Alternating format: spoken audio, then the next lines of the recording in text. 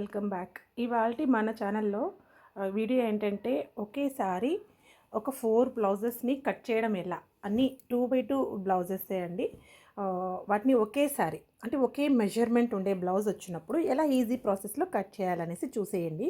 First of all ప్రతి blouse బిట్ని కూడా మీరు నీట్గా ఐరన్ చేసుకోండి. ఇవి ఆల్రెడీ కొత్త క్లాతే కాబట్టి ఫోల్డింగ్స్ ఏం ఎక్కువ ఉండవు, కానీ మనం స్టిచ్చింగ్ చేసేటప్పుడు నీట్గా ఉంటే బాగా పర్ఫెక్ట్గా ఫిట్టింగ్ వస్తుందండి. ఇలా బ్లౌజ్ బిట్స్ తీసేసుకున్నాను. ఇందులో ఒక శారీ బ్లౌజ్ కూడా ఉందండి. దీన్ని కూడా సేమ్ మెజర్మెంట్తో ఎలా కట్ చేయాలనేసి చూపించేస్తాను. ఫస్ట్ ఆఫ్ ఆల్ 4 కూడా ఫస్ట్ ఐరన్ చేసేయండి. ముందర క్లాత్ని కొద్దిగా వాటర్ చల్లుకుంటే సరిపోతుందండి. కొద్దిగా వాటర్ చల్లి ఒక 5 మినిట్స్ తర్వాత ఐరన్ చేస్తే చాలు. దీన్ని మనం సింక్ చేయాల్సిన అవసరం లేదు. 2x2 క్లాత్ కాబట్టి కొద్దిగా వాటర్ చల్లితే అది అణిగి క్లాత్ బాగా వస్తుంది. శారీ బిట్కి అయితే వాటర్ కూడా అవసరం లేదు. ఇవి 2x2 బిట్స్ మాత్రం కొద్దిగా వాటర్ చల్లి ఐరన్ చేయండి. స్టీమ్ ఐరన్ చేసినా ఓకే.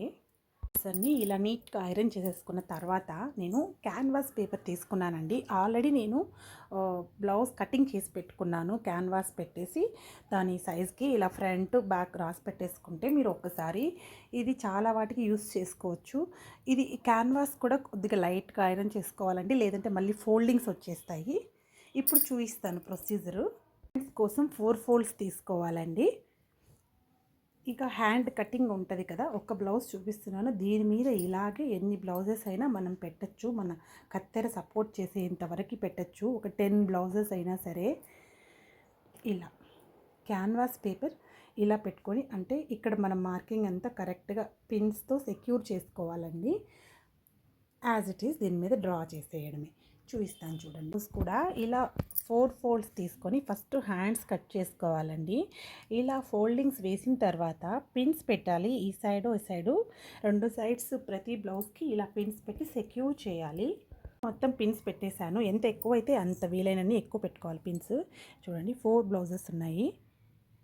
ఇలా నీట్గా పిన్స్ పెట్టేసుకున్న తర్వాత ఇప్పుడు ఈ క్యాన్వాస్ ఎలా ఉందో అలాగా మార్కింగ్ చేసేసుకోవాలి.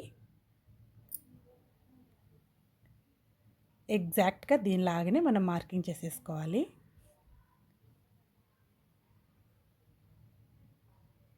అంతే ఫ్రెండ్స్, ఇక ఎలా అయితే మనం మార్క్ చేసామో దానిలాగానే మనం కట్ చేసేసుకోవాలి.